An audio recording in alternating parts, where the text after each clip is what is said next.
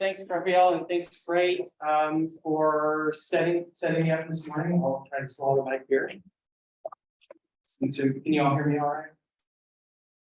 So today I'm going to try to convince you to become curious about the history of seaweed research.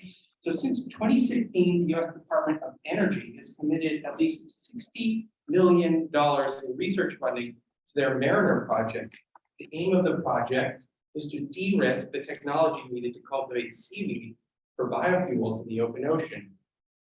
In the renewable future pictured here, the Mariner envisions, transportation fuels would be supplied by marine biomass plantations. To my knowledge, this is the largest sum of public money ever given to U.S.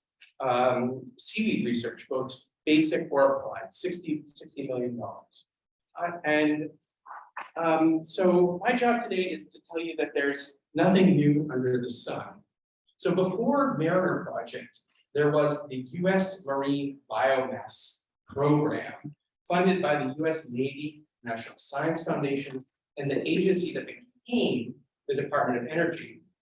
And they spent collectively around $20 million in the 70s and the 80s as real money, trying to prove the feasibility of these open ocean seaweed farms. So the dream of a world fueled by marine biomass and oceans filled with giant kelp plantations gained traction in the early 70s. Two men pursued the concept independently, working individually. Before they were hot on kelp, these two individuals made their names building missiles.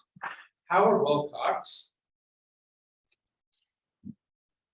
So during World War II, Howard Wilcox left graduate school at Harvard to work at Los Alamos National Laboratory.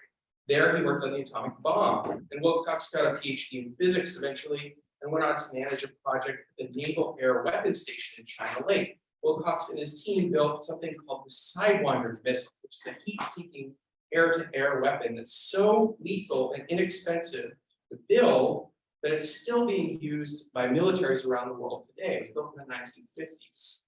Edward Hall, this guy on that was Wilcox, that's Hall. Edward Hall was an officer in the Army during World War II.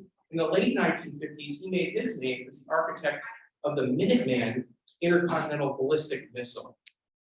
Hall's design became a cache of more than 1,000 rockets stored underground in silos capable of reaching the Soviet Union with nuclear warheads. It's fair to say that Wilcox and Hall shaped some of the most lethal weapons in the Cold War. Then they both got hot on kelp. They spent years of their life working on these kelp farms. How strange. So Wilcox's concept on the left here, imagine the ocean as a space where industrial floating kelp farms could smoothly scale around the globe. Wilcox held deep concerns over existential risks. Specifically, he thought that population growth would increase energy demand to the point where thermal pollution, waste heat, would warm the planet. So not CO2, but waste heat from a massive population. He thought this would melt the polar ice caps and inundate coastal cities. This was in the early 70s. Both nuclear and fossil fuel energy sources were equally polluting in terms of thermal energy released to the environment. Bioenergy, on the other hand, would not disrupt the energy balance of the earth. So kelp farms for Wilcox were the best way of building a solar bioeconomy. In 1975, Wilcox wrote a book about climate change called Hothouse Earth. In it, Wilcox mapped out his kelp farm vision. I'm going to read you a little quote from Wilcox. It's 1975. He's ringing the alarm about climate change. 1975. Here it is. If we undertake a systematic development program for the oceans, I believe that by the year 2000, ocean farms could be supporting some 750,000 people. By the year 2050, some 100 million people could be basing their lives on products derived from the ocean farm harvests. And by the year 2100, we could be farming 50 to 70 million square miles of ocean, 35 to 50% of the total ocean, and supporting the Earth's projected total population of 40 to 50 billion people, with a greater part of their daily food and energy needs. He thought we could farm 50% of the world's oceans. Hall's plan, on the right, did not forecast into the future as far as Wilcox's did, but his team still imagined massive kelp plantations. They described a farm off the Pacific coast that would stretch from Canada to Baja, roughly 250,000 square miles in size. What would this farm do? A farm of this proportion, they estimated, might contribute 1/4 of the natural gas demand for the US in 1970. The scale is staggering. How would these projects find social license to operate in the ocean commons? For Hall and Wilcox, energy resources were fundamentally tied to national security. Wilcox argued that such farms would one day need to be regulated by a global government. Common use of the ocean commons would lead to global cooperation. Hall saw conflict as natural and inevitable. He thought that pursuing massive engineering projects on the scale that he worked on, mobilized during World War II and just after, were essential to maintaining the US geopolitical position in the world. The kelp farms for Wilcox and Hall weren't necessarily weapons, but they were ways of managing catastrophic risk. Hall spent a decade of his life working on the kelp farm idea with limited success. While he was first out of the gate, it was Wilcox who managed to get the structures into the water and capture public attention. I've got 5 minutes left. I'm going to introduce you to these projects. So here's the project rendered in Popular Science in 1981. Looks just like the Mariner project today. Eventually, Wilcox's employer, the US Navy, abandoned the project after several failed field experiments. At the same time, the Department of Energy swerved away from funding solar bioconversion projects. The natural gas industry took over funding in 1977. Their project managers terminated Wilcox, but pursued his farm design nevertheless. Then in 1978, a team of aeronautical engineers from GE deployed a 1/4-acre test farm several miles offshore from Newport Beach. So that's a little insider baseball. So what do these farms look like? The farms were designed to test two things. One, can Macrocystis pyrifera or giant kelp be grown on artificial substrates?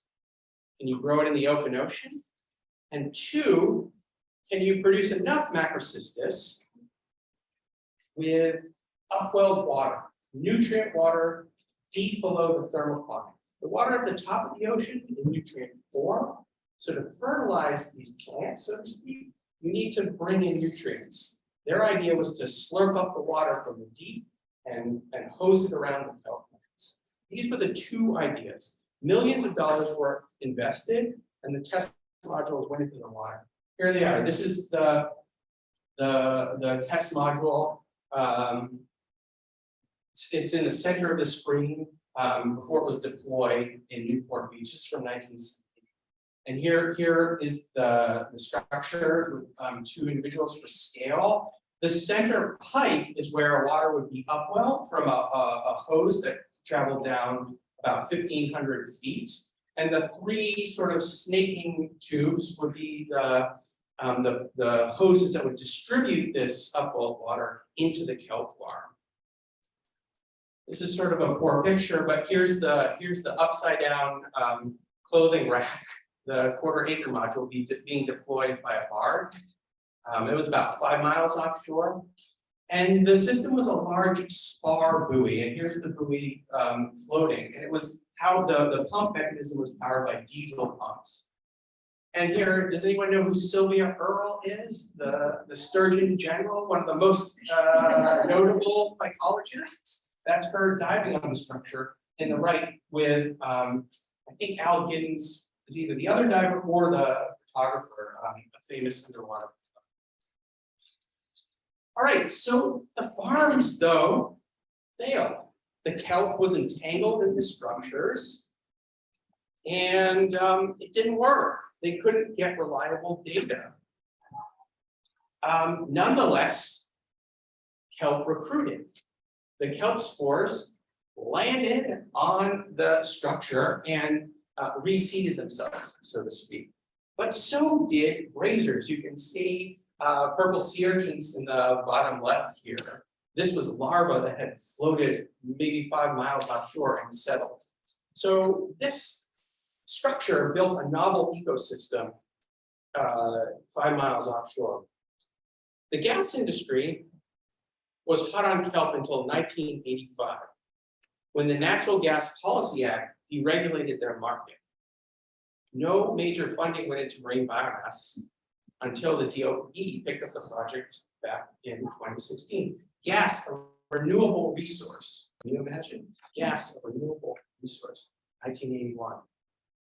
Okay, so I've got 1 minute left, and I'll try to give you some takeaways, because I know we're in a group of pragmatically minded scientists. So since World War II, visionary scientists, engineers, writers, and even artists have imagined the ocean's scale and abundance as a countervailing resource for jumping over obstacles of planetary limits. Food, energy, minerals. The ocean continues to be imagined today as a storehouse of riches. Our problems may be big, the idea goes, but the ocean is bigger. Giant kelp grows fast. Historians have argued that most of the oceanographic knowledge produced in the United States has been funded by and shaped by the interests of the US military, particularly the US Navy. And the history of kelp farms shows us a ripple in that pattern. It shows us how Cold War fears and engineering dreams shaped the application of ocean science. I see my time is up. I've got a couple other ideas, but I'm happy to chat in our 3 minutes. You have 1 minute. Yeah. Okay. Cal, let me just open it up to any thoughts or questions. Yeah. Thanks for your attention. And you can read more about my research on my website or get in touch if you have questions. Say your name again. My name is David Stenteford.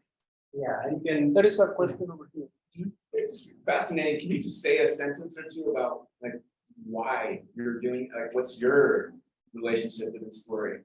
Great question, thanks. I'm interested in how the planet and planetary systems become objects of intervention. For Howard Wilcox, so how many of you are familiar with atmospheric geoengineering? A few of you, this is climate engineering, right? So before there was climate engineering, there was Wilcox in his kelp farm. He thought you could dial the temperature of the earth back with these kelp farms. And I'm interested in how this becomes thinkable. And my thesis is that that sort of some Cold War thinking is at play. All right, thank you for. Thanks, everybody.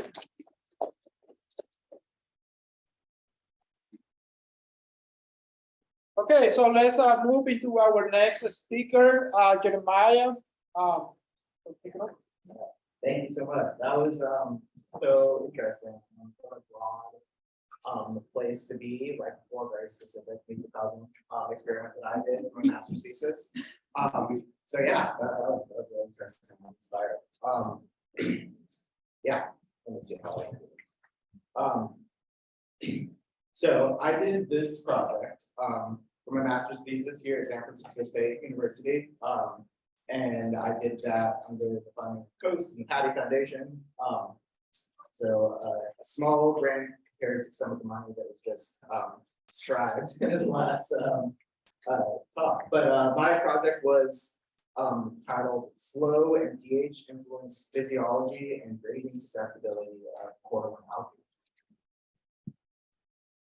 So I want to start by talking a little bit of the ecological shifts that were really the motivation for this research. So in California, I think we are somewhat all familiar with this story, seeing dramatic shifts in species abundance and trophic interaction.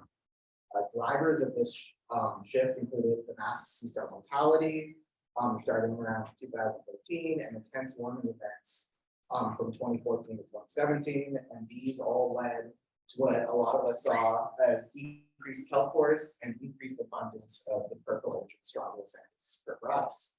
And so these urchin-dominated reefs were termed urchin barrens.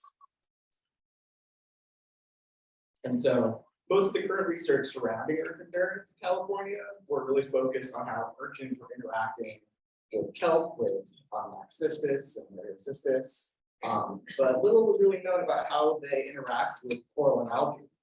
And as many of our kelp forests continue to turn to urchin barrens, it's really important to understand how the two dominant species, which is the urchin barren, are really the urchins and the coral and algae, are going to interact. So the little research that has been done on these interactions has demonstrated that urchins are grazing on coral and algae at unprecedented rates, and to the point in some cases, like in the Aleutian Islands, causing fire erosion on these slow-growing coral and algae reefs. So with these ecological shifts in mind, I want to briefly speak to the other part of this project and the other threat that coral and algae are facing. And that story really starts with this, which is, I think, something that we probably are all somewhat familiar with.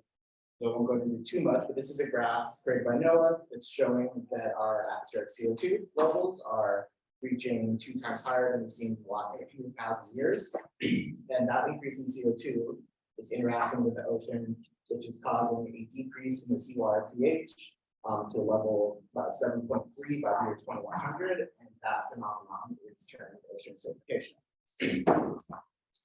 And so here is a figure created by Croker et al. 2013, which is showing the widespread effects of ocean acidification on our marine organisms. We're seeing things like mollusks, echinoderms, corals are all showing pretty clear trends to reduce growth, development, calcification, and abundance. But things get more complicated when you think about kelp and algae. And so for non-calcifying algae, seaweeds that we all are here for the most part, we're seeing not a clear trend to a negative effect. We're seeing that they are increasing in growth in some cases, and due to a lot to the increased availability of bicarbonate. Whereas calcifying algae, which is what my project is focused on, we sometimes see an initial positive response to that increased bicarbonate, but their overall growth has been shown to reduce due to the lack of availability of carbonate in their biomineralization and calcification process.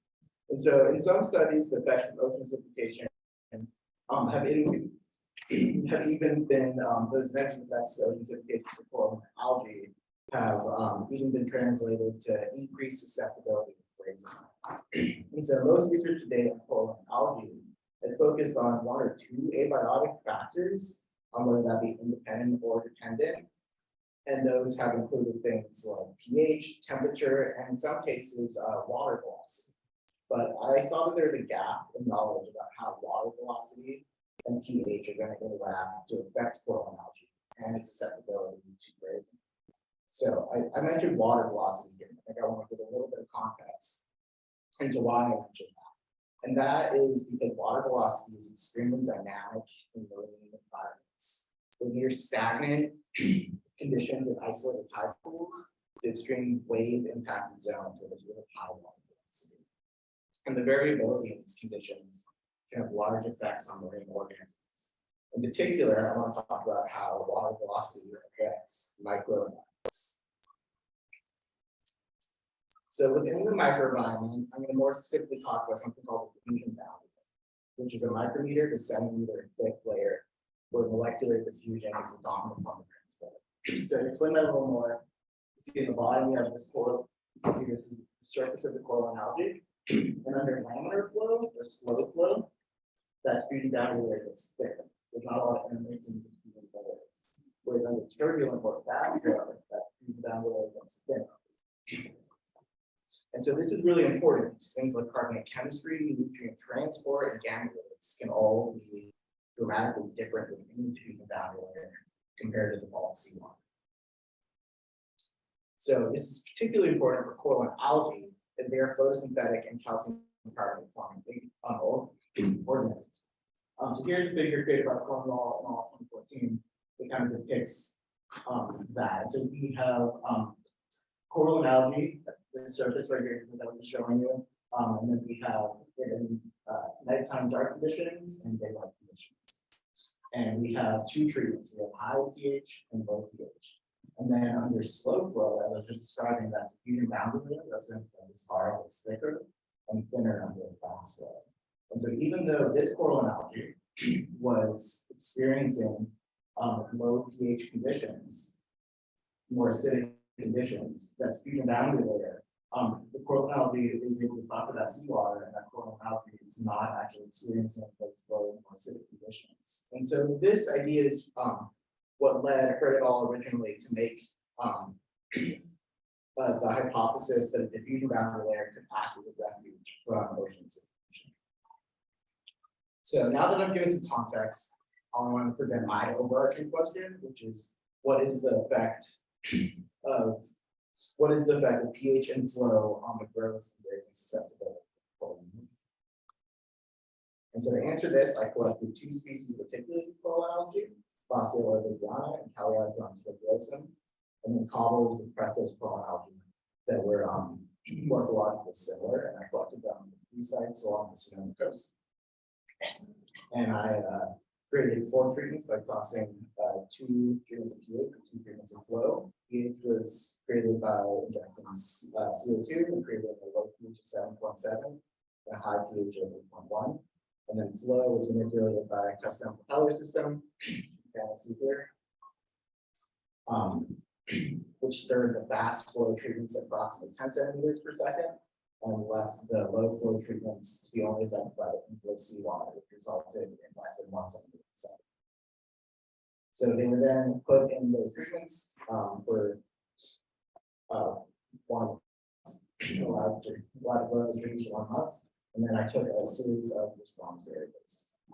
And so after that 1 month of treatment, the first thing I looked at was percent net calcification of the articulated coral algae, and that was done by taking the boiling point at the beginning and end of the 1 month treatment, and then backdating the percent net calcification gain.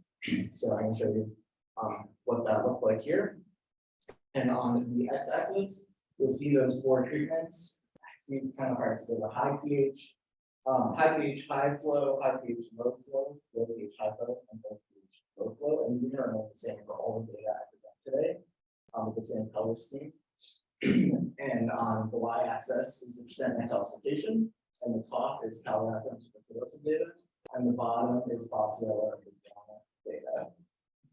And so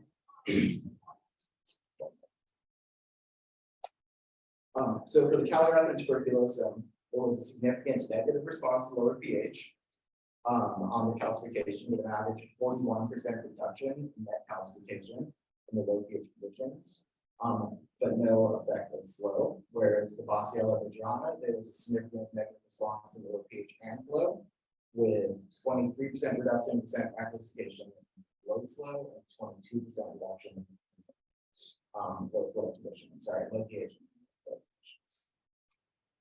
So the other metric I used to measure growth for the articulated coral algae was linear area extension, and this was done by staining them with a fluorescent marker on day 1, and then after 30 days, I measured the surface area grown past that fluorescent marker to get linear area extensions of this area.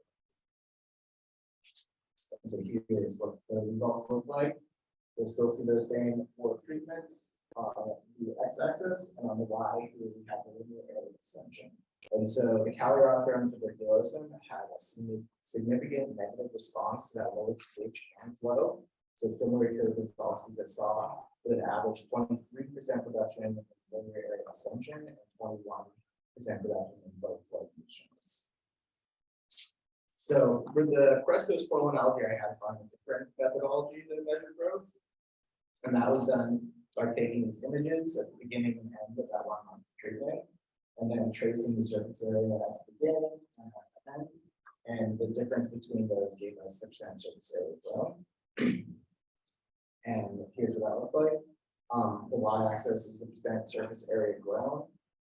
And there was a 67% decrease in growth under the low flow conditions. So this appears to tell us that, well, we did see a biologically significant evaporator of about 1.7 millimeters on average. It does not appear to provide any refuge for the growth of the coral and algae.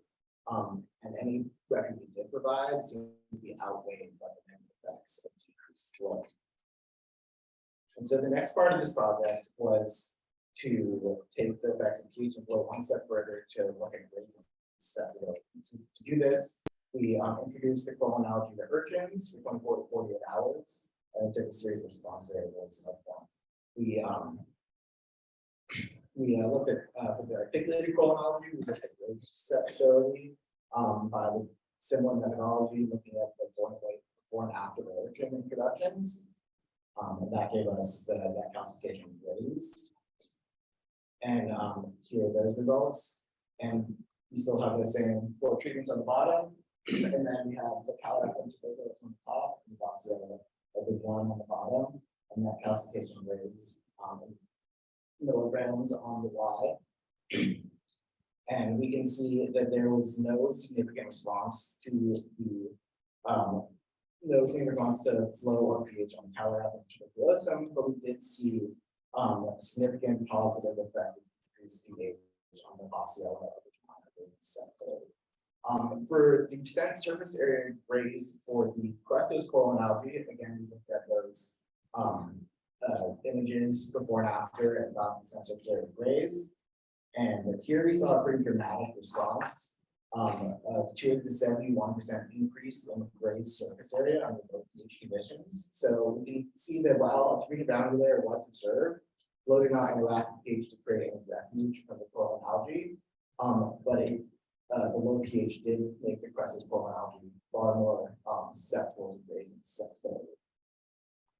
And so, in conclusion, we have this biologically significant green boundary limit, but it's not appear to provide any refuge. In fact, low flow appears to negatively affect the growth of both crustose and articulated coral and algae species. And low pH appears to negatively affect both articulated coral and algae to the point of increasing grazing susceptibility. So these results add to a growing list of studies that have had different results about the role of fusion boundary layers play in ocean acidification. And this really just increases our need to continue to add to this body of knowledge. Understanding how abiotic factors like water velocity and pH will interact can help us understand the complexity of ocean acidification. Further, it's really important to understand how physiological events translate to ecological consequences of the sector. Thank you.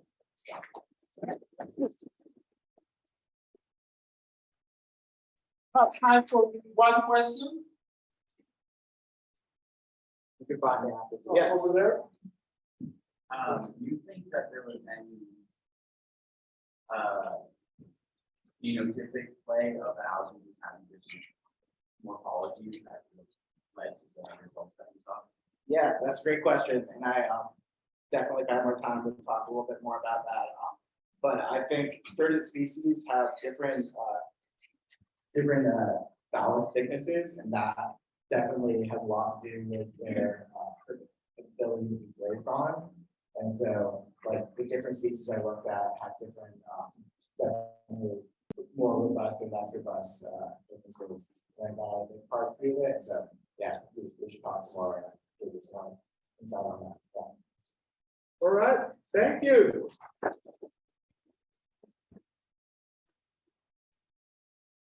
All right, moving on into our next speaker, Marcia. All right, hi everyone, I'm really excited to be here today. So I am a graduate student at California Humboldt, and I am doing research on coral health and specifically how higher temperatures affect the developmental stages of those species. So why did I decide to study? Well, there's many reasons why coral health is important and it's an awesome species to study, but To list a few, it provides essential ecosystem services for a variety of organisms, such as nursery habitat for a variety of fish, and also shelter and food sources for marine mammals and invertebrates, like you see in that picture. It reduces coastal erosion by acting as a buffer, and it also uptakes anthropogenic CO2 emissions via photosynthesis that can cause ocean acidification.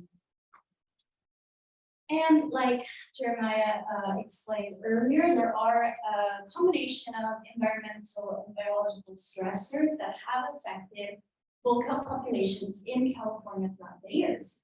So right now it's known that it's understood that the loss of pigmentonia that fed on purple sea urchins, as well as a combination of marine heat waves such as the Blob and El Niño event, have impacted kelp forest populations, especially the marine heat waves, have affected them in terms of reproduction, and also we have diminished those upwelling events that can provide those fresh nutrients to them.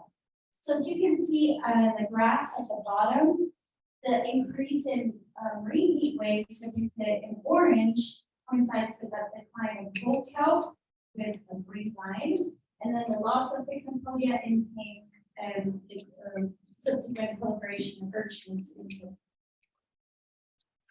So temperature is really considered to be one of the main factors that control whether an individual and a population is going to reproduce and continue on for generations.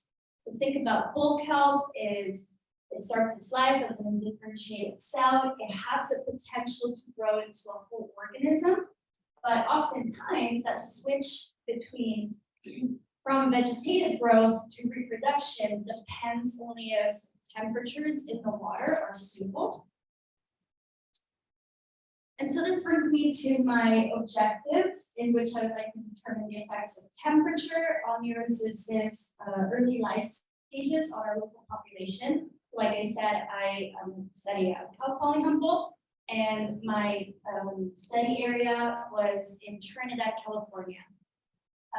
So I would like to mention also that I have preliminary result because my trial just ended in September, so I didn't have a lot of time to go over analyzing data, but I will show you some pictures of the different developmental stages that I saw in the trial.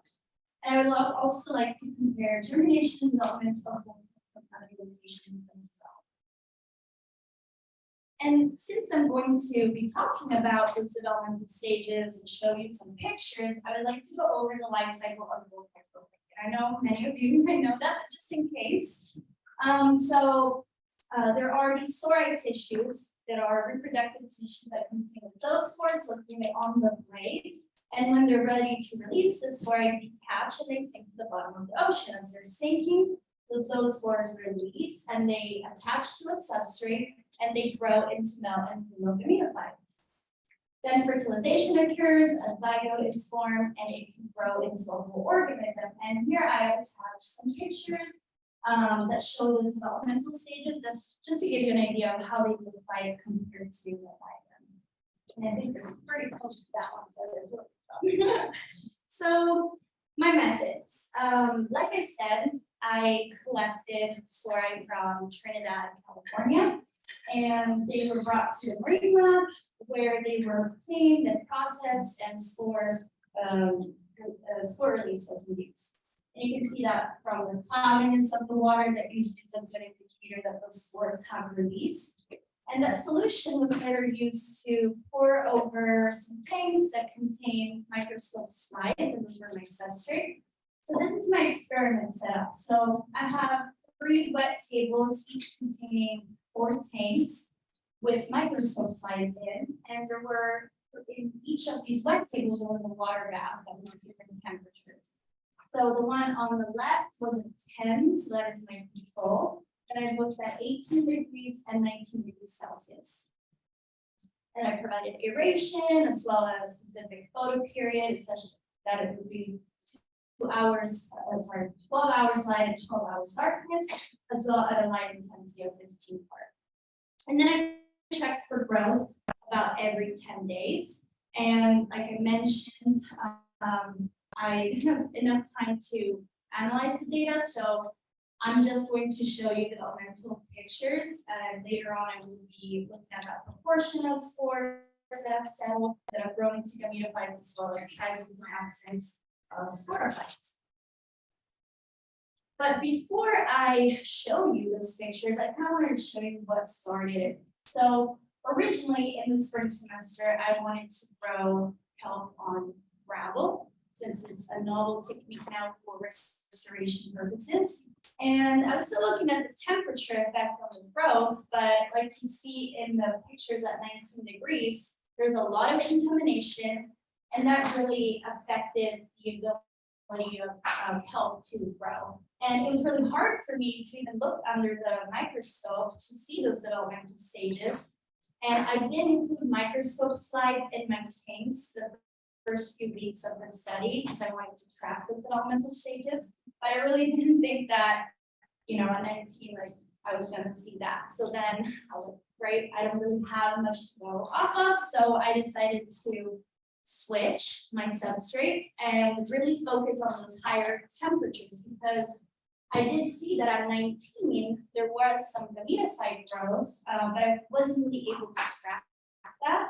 And so then I shifted my attention to those higher temperatures, rather than 18 degrees and 19 degrees. And I chose microscope slides so that I could actually see what it looked at. So, all right, I will show you a series of pictures that I've taken throughout the trial that lasted 2 months. So these are gametophytes that have grown at 10 degrees, and that is 10 days post-spore release. So the picture on the left, you can see that there are some spores that have settled and they have grown. They're starting to germinate, and we're needing the germ tube. And here there's a male gametophyte that is starting to develop an antheridium. That is the male reproductive structure that then contains the sperm. And here we have a female gametophyte that is developing eugonium, so that contains an egg. And then 18 degrees and 19 degrees instead, so 10 days post-spore release, you can see that they're kind of behind. 18, they germinated, they're growing, they're elongating, but they haven't really formed those reproductive structures. 19 instead, those spores have settled and they're fairly starting to grow. 20 days post-release instead, you can see that sporophytes have grown at 10. 18, they're starting to form, and the gametophytes are really branching out in that one. And 19, still really not much going on. 30 days post-spore release, 10 degrees have the sporophytes, they're getting bigger. At 18 degrees, you can see that there's more of those reproductive structures forming, and the sporophytes are now getting a little bit bigger. And 19 degrees, there's all kind of things about it. 42 days post-release. Okay, so at this point, the slide started showing blades. I did still take some pictures under the compound scope, but 18 degrees, I started seeing my first clear sporophyte. But you can see from the picture that it's not deformed, it looks so hot. It doesn't really have that nice shape that the sporophytes at 10 degrees have. At 19 degrees, I started seeing some contamination from green algae. And some were clumped together, they were kind of hard to see, but they're still kind of elevating and not really branching out really. And then 50 days post-release, 18 degrees, you can see, I started to see some contamination there as well, but that picture looks like there's 2 sporophytes that are kind of attached together, and they're still kind of deformed. And 19 degrees, it seems like, okay, there's more contamination, that's obvious. But in the second, this first gametophyte here, it seems like it's branching out and maybe forming the antheridium. So it's an gametophyte. And this is the last day of the trial. So 59 days post-spore release. 18 degrees, that's when I started to see way more sporophytes on the sides. And still they have weird shapes. And 19, way of contamination. So it was interesting too, because at 19, I started to see different things, like, okay, there were like still, there was still germination occurring. There were gametophytes that were starting to branch out, but they were still relatively small, or they were growing. So this is like the vegetative growth where they grow indefinitely until then conditions could be suitable and possible for them to actually develop those reproductive structures. So what are the main takeaways here? So obviously reproductive responses of bulk kelp to the environment are of main interest right now to scientists, especially because of the climate change and the different heat waves that have occurred and that have caused kelp forests to decline. But there aren't really many studies, or no studies at all really, on temperature effects of bulk kelp on sori collected from Trinidad, which is where I conducted a study. And obviously there's many publications of effects of temperature on bulk kelp. And I was interested in this paper that saw that there was no germination at 18 degrees, and it was published a few years ago, and they saw no germination at 18, and that was from sori collected at an location in California. So I was like, okay, wait a minute, but when I did the gravel study, I saw that there were gametophytes growing at 19, so how is that possible? And so that made me think that obviously there are differences in temperature tolerance across geographical location. And obviously differences might also depend from different methods that we use, right? So different light intensities or different photo periods or different substrates or just different methods altogether. And for my next trial, then I will be looking at sori that are collected from Monterey and Mendocino, and see if there's difference in growth and compare that with the trial I just conducted in Trinidad. So last, I'd like to thank the Agricultural Research Institute and COAST and the Humboldt Marine Coastal Science Institute for funding research, as well as thank you to the Toronto Marine Lab in Trinidad that has provided the space and the resources to conduct my experiment. So thank you. All right, so we have time for one question. I got one. Or two. Yeah, So why did you use 18 and 19 degrees for your two temperatures so close together rather than the kind of more? that's a good question. So I originally was looking at 18 and 20. And just because, there's all publications that say that 20 is kind of like limit in which they don't really grow anymore. And I did put the temperature at 20, but I also did use iBoxes in each of my tanks to just kind of confirm that the temperature was indeed at 20 and it was not. And at that point it was too late and I just decided to go with 19. The other question, actually, so there are a lot of bacteria Yes. associated with kelps that may also be temperature, respond to temperature, right? Yeah. So do you think that the difference that really is morphogens, right? In some cases. So do you think that there are other organisms that respond to the temperature? Let's say if you sterilize your blades, and put them at 10 degrees, would they still develop normally? So like reacclimating them. For example, yeah, you clean them and you get rid of, ectophytes or whatever. Yeah. And then you see if it's associated organisms that cause the difference in morphology at different temperatures. Yeah, that definitely could be the case. That would be interesting to try. I'm sure that contamination did not help with the problem of the morphology of the different blades and stuff, or of the different gametophyte growth. But I tried to reacclimate even the slides, putting them in lower temperatures after I was done with the trial, but I did not see any difference. They were kind of it was too late at that point. But I guess for my next, like, it's really hard to create a sterile environment where I was conducting my study, like, you know, I looked at, yeah, just the wet tables, and although I do filter the seawater that was in the tanks, and it's UV sterilized, I mean, that's all I can do really with the resources we have there, so I would love to have more of a sterile environment, so first I can do that. Yeah, thank you. Thank you.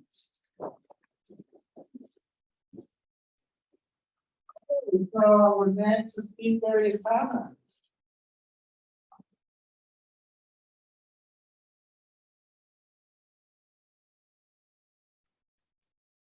Hello, everyone. My name is Hannah Goff. I'm a graduate student up at California Humboldt, along with Marcia and Kalani. And my project is on monitoring bulk health in wild and farm settings. So I'm not going to get too far into this, since we've heard it from several people now. But as you probably heard, bulk health is struggling along the north coast of California. Due to climatic changes, we've seen this massive loss from marine heat waves, from a boom in purple urchin populations. And that's created this need to monitor really carefully and consistently for potentially to intervene if there's a steep decline. However, our region in Northern California is really challenging to survey. And that's because of a bunch of reasons. One, with rough water, diving, inaccessible coastline. And in terms of remote sensing, by the way, is classifying kelp or whatever your focal species is from aerial or satellite imagery. There's other challenges. So cloud coverage for one, as you move up north, as you can see by this image from Cloud Kavanaugh, the cloudy days increase. And we see that in Northern California, and especially in Humboldt, along with fog, smoke from wildfires in wildfire season. And then tide. So when you're looking at aerial images, you're really looking at that water surface and the kelp canopy sitting on the water surface. So a high tide is really gonna hide some of that kelp. It's gonna just put more water on top of it. You're gonna see less kelp. As well as high tidal exchange. So that kind of current moving will kind of put the kelp at more of a horizontal position versus vertical. You'll see less of it at the surface. And along with the species of kelp. So where we are in Northern California and Humboldt, we really only see bull kelp. And bull kelp tends to happen in these kind of smaller beds closer to shore, as compared to the macrocystis of giant kelp down in Southern California. So in terms of monitoring needs, currently we really rely heavily on Landsat-derived data for monitoring in California. And Landsat, as you can see on the left side there, is a bit coarser, it's at 30 by 30 meter pixels. It is also available since the 80s, which is an incredible data source. However, that coarse resolution, you can really see the difference here as opposed to the 1 meter resolution from NAIP. NAIP is the National Agricultural Imaging Program. And you can see how it would be difficult to detect kelp, especially amongst these like really rocky outcrops and along kind of a complex coastline. So there's some challenges in that resolution and mapping bull kelp. And another really critical thing is having these cost-effective monitoring solutions. So California's Department of Fish and Wildlife had an aerial imaging program that ran from about 1989 to 2016. It also did some partial surveys in 2019 and 2020. And it did provide really high resolution data. However, unfortunately, it wasn't quite annual, and that was because of several reasons, but one of those being that it just was not cost effective. So that brings us to drones. And drones are kind of an emerging technology in mapping marine habitats. They offer really high resolution imagery, can be up to less than an inch per pixel resolution, and they can be really affordable for small extents. They are limited by their battery, so they can't just go along the entire coastline forever, but they can do these small extents relatively quickly and effectively. They also offer flexible timing, so if you have a window of low tide or really good conditions, you go out there and survey really quick. So this provides some options for local monitoring as well as, something I'm excited about is supporting seaweed farmers by reducing their visits to the kelp farm via boat. That altogether makes it all more cost effective farm. So my study site is in Humboldt County, it's outlined in green up there. You can see I actually have two kind of different areas. One is in Humboldt Bay where the kelp farms are. And the other is in Trinidad Bay along the coast, just a few miles up north. For this presentation, I'm really gonna focus on Humboldt Bay and the kelp farms. And here you can see kind of the general configuration of the kelp farms. There's actually two adjacent ones. We have greenways, which is outlined in green, and the universities outlined in white. The universities is owned and operated by California Humboldt, specifically for research, while Greenways is managed by Hog Island Oyster Company, in partnership with the Nature Conservancy's California Ocean Program. And right here, you can see some early growth on one of the university's line systems. Okay. So the objectives of my project were to develop a cost-effective, high-resolution method of monitoring full kelp in Northern California, and that's including monitoring the growth and the harvestable biomass in a farm system, as well as the trend of full kelp in Trinidad Bay. But for this presentation, I'm really going to focus on this first component. So my methods. I performed drone surveys at the kelp farm about 2 times a month, every 14 to 16 days throughout the growing season. I use this Mavic 2 Pro DJI. And that's kind of a mid-range, the mid-range drone. It's about $15,000 to $2,000. And I was able to use the survey application drone flight TNC. It allowed for preset flight path and for you to input a consistent altitude, image overlap, speed, so you could really allow for replicability throughout surveys. It also offers the ability to process all the photos into a single image or ortho. Next was classifying bull kelp. I really wanted to make this an automated process rather than get an every image, trace the bull kelp manually. So I tried a few different methods.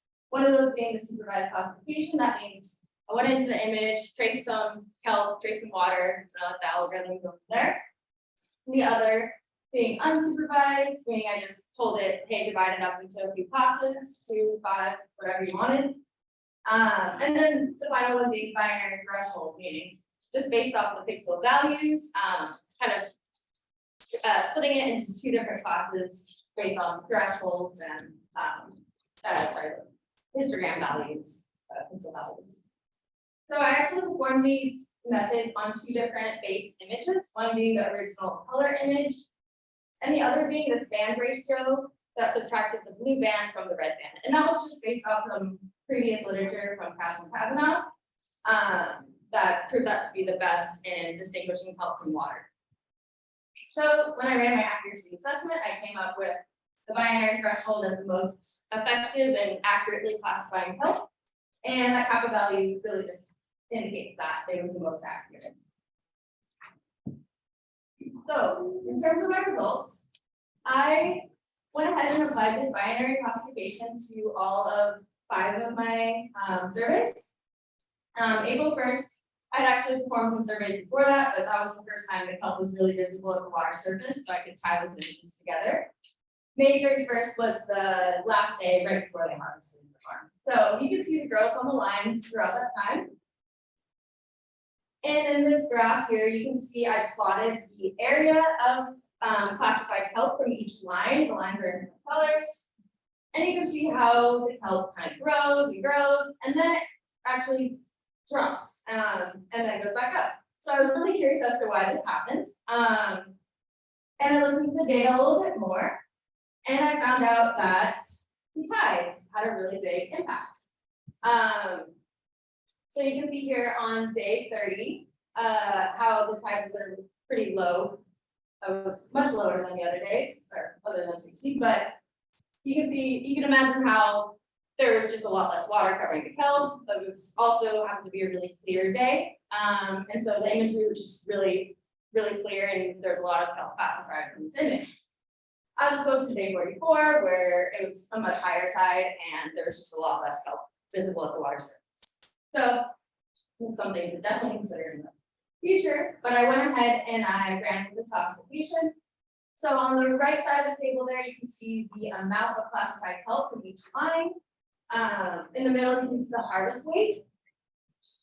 The Hog Island Oyster team intended to weigh each line entirely. However, one of these scales was broken, so we actually ran with the subsampling method, meaning that we grabbed all of the kelp from about 1 foot of the line across the line a few times, and I extrapolated that to the area of the whole line. So when I plotted this, I really expected to see a positive correlation. I figured that as the area of classified kelp increased, that there would also be an increase in the amount of kelp harvested. Unfortunately, or surprisingly, I just saw this negative correlation. And it really made me doubt my binary threshold classification technique, so I actually went into the image and I manually traced it all. But I got that same correlation. And so I'm really attributing this to the subsampling method, but there could be a multitude of factors. In terms of next steps, this winter, the kelp farms are going to outplant again, and I intend to do the same or similar survey methodology. I also hope to incorporate the pesticides into my classifications, and then also get the exact weights of each harvested line, as well as include the university line, so I'll have a lot more data.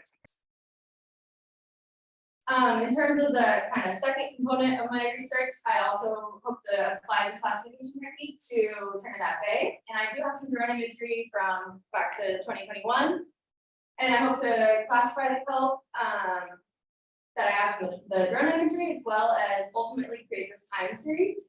And since I don't have drone imagery going back that far, I actually hope to use some other sources as well, so Planet Lab satellite imagery. And make the National Agricultural Imaging Program. In conjunction with all of these sources, I hope to create this time series so you can really analyze the trend of kelp throughout time in Trinidad Bay. So that brings me to my acknowledgements. I really want to thank everyone who made this fun possible so far and in the future, and specifically Coast for funding a lot of my work. Thank you very much. We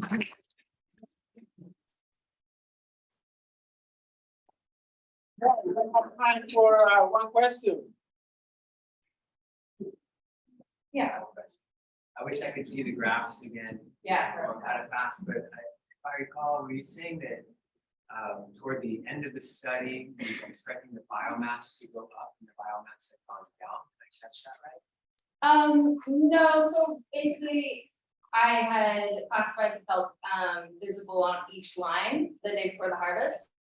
And I expected the correlation with that and the amount of kelp they harvested from that line to be kind of this positive correlation. But I actually got the opposite. So it basically was saying that the amount of kelp that I classified was smaller in the lines that they harvested more from. But I attribute that to the subsampling. Thank you. Thank you.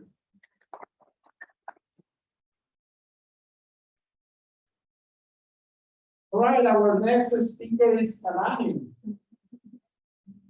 Hi, everyone. Happy to be here all the way from Humboldt, coming with my other colleagues. And so, well, instead of looking at really the gallery of the bird health, which would be my thesis, I actually wanted to present today engineering files of bird health. And from actually the long run information on bird health that we've seen through the summer season. So really, where do we go back with seaweed farming? So there's about 10,500 species of seaweeds, and 500 of them are actually cultivated for wild stock and actually have been used for bioactive compounds, pharmaceuticals, and what we're seeing here for wild selection and wild harvest. So when we see this on a global scale, and especially dominating Indonesia, where do we see this production in the US?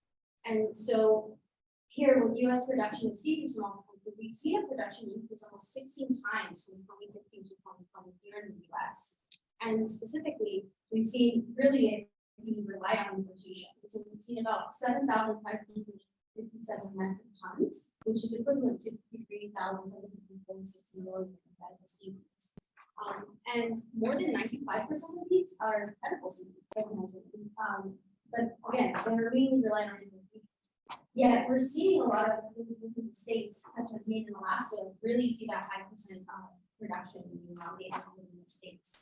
And so now, as we go moving into seaweed farming, what kind of specific species do we really see cultivated? So we see a wide range from greens, reds, and even browns. And so how do we really see this move into the West Coast? And specifically, how do we see this move into California? And so while we're still underdeveloped and open water cultivation, we do see land-based aquaculture growing.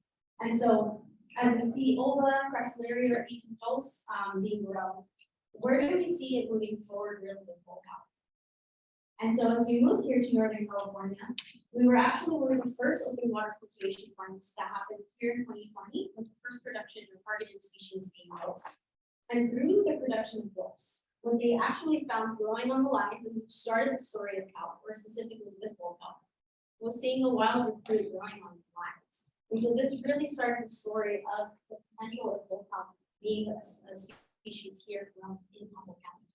And again, what led to full kelp, other than it being a wild fruit, we know that it's a native species in California, a very fast-growing species in the wild for 10 centimeters in length, and really expanding our cultivation practices. A lot of these cultivation protocols with growing full kelp have been mainly grown in Alaska, Oregon, and even Washington. And so where does that leave California with really expanding on these cultivation practices and understanding the morphology, physiology, production of here in Humboldt County specifically? And so from this, one of the biggest questions really being is full kelp a viable species for mass cultivation in Humboldt Bay? And so, well, the two objectives that I really focus on was really evaluating the seeding efficiency of juvenile full kelp sporofites to mature individuals. And the second objective is really comparing the growth and harvest of full kelp within our farmland areas, specifically the multi area.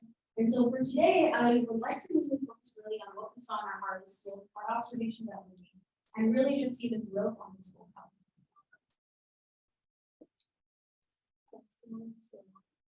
And so before I really get into our farmland arrays and really the harvest, it's really understanding the nursery phase. And so following many protocols that we see on the East Coast and Alaska, Washington, Oregon, we follow this process of really collecting, inoculating, incubating, and finally seeing our grow-out stages of full kelp. And so what I'm first going to walk you through is really where we're collecting. And so through Fish and Wildlife, we're able to collect biosaurii or reproductive structures here. And what you're seeing here is really kind of that harbor. And so what we're outlined here in the purple lines is really the wild canopies that we put up in here. And what we do is really collect these reproductive saurii and bring them back to the lab, where we're able to really process and select from these saurii and collect the spores needed for our spore solution, and that will incubate our be incubated within our spores. And so the grow-out stage is really within 6 to 12 weeks, looking at the development of full kelp, seeing how fast it's growing, but also seeing at what stage they're able to be outplanted. And so really what we outplanted them was about 2 millimeters in length. And that brings us back to where we're outplanting. So here in Humboldt Bay, what we're located is off the Samoa Channel, here in Section 2. And what you're seeing here is actually our 2 line arrays. And I'll go into depth of what those really look like inside the water. And so we're consistent of a single line array along with a multi-line array. So our single line array is about 350 feet of grow line. And we have 2 sets of these in our farm system or acreage where we have our farms. And then our second system array is our multi-line array. And I'm going to talk about a little bit the distinguishable characteristics of how they're so different. And now going into really what we can see out of the farm for this last season. And so, as we see here in our single line array, we outplanted a little bit earlier than expected, but we were able to really track and see kind of from these early sporophytes all the way to a mature adult and really see that growth. However, what we didn't really expect from the single line compared to the multi-line is how much biomass we were able to really see on these multi-line arrays, to a point where our lines were lifted from the mattress. And so, as I mentioned earlier, how does really this multi-line array distinguish from our single line array? And so our multi-line array is expected to be at a gradient, meaning that from one end of the bridle to the other end, we're declining in depth. And so as we set out to our farmland array, we sent divers to really look at this, how this looks up in the water. And what we kind of found our surprise is that instead of it coming to attention and coming at a declining gradient, it actually fluctuated in depth. And so something that we're considering for future trials is really putting tension on our lines to allow that these lines come at a gradient instead of a fluctuation. And now coming to our harvest. And so something that we approached again, as I mentioned, is really this was summer harvest. And so as we approach the cycling and total gradient, we do see that even though the cycling did increase as we approach summer, early July, we did see total wavelength decrease. And I'll kind of discuss what are some assumptions that we made from why this happened. And so as we move towards the summer harvest again, we've noticed from our temperature loggers that we've reached peak, reaching to 20 degrees Celsius in July. And so as we're approaching heavy temperatures, we notice a lot of morphological conformations in our palate. And so from blades curling even to biofouling and bulb malformations. As I mentioned, our lines were pretty lifted. Due to high biomass, we also see entanglement of our lines that led to entanglement of our top. And so as we're approaching our trials here in the fall and late and early winter, it's really making the adjustment and following possibly a little biomass applying a little bit of discordance within our lines. And so what comes next after the summer harvest? So as I begin my trials, I actually hope to compare the growth of mouse fortifies on different shading strains, providing farmers with the foundation of how to grow both outfits on different seeding strains here in California. And really assessing the growth of play by applying the slow pinch method, which is really placing an indentation on subsamples of individuals coming back to them on the farm and really seeing how they control through our visitation on the farm. And then finally, really assessing the growth at different depths. As I mentioned, on our multi-line array, we have it coming at different depths gradients. And so compared to the single line system, where the single line set that only 2 meters below that, it will really be interesting to look at how these steps really not only look at the morphology, make differences in the morphology, but also see how our growth differs within these lines. And so coming to the conclusion, I would just like to thank the USDA and IRS for funding this project. I would also like to thank Raymay for their collaboration and also helping us with the cultivation practices, or for providing us a strain that we'll be using here in October. Which led on grant funding me as a student, being able to produce and work in this project. Close for previous travel funding, we did come to talks such as these, and even CA Dowdy and Associates for providing the system arrays and we're able to set our line out on the way. But that also includes to thank everybody else who's helped, volunteers, researchers, and fellow colleagues in the Marine Laboratory, and also other colleagues outside of the company, and helping us really with making this happen in the whole time. So thank you.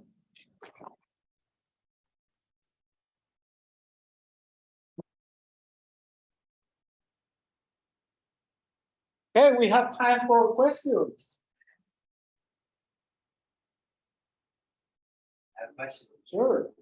Are you growing locale for human consumption or like what's the purpose? Yeah, so looking for this summer harvest, we will actually donate most of our harvest to the seaweed farm and the Sunken Seaweed. They actually turn a lot of the milk to compost. At the moment, we would have to do nutrient analysis and have more contamination analysis to even go for consumption. So both we are excited and are hopeful for consumption. We need to do this analysis to do before approaching that. All right, thank you, Kalani.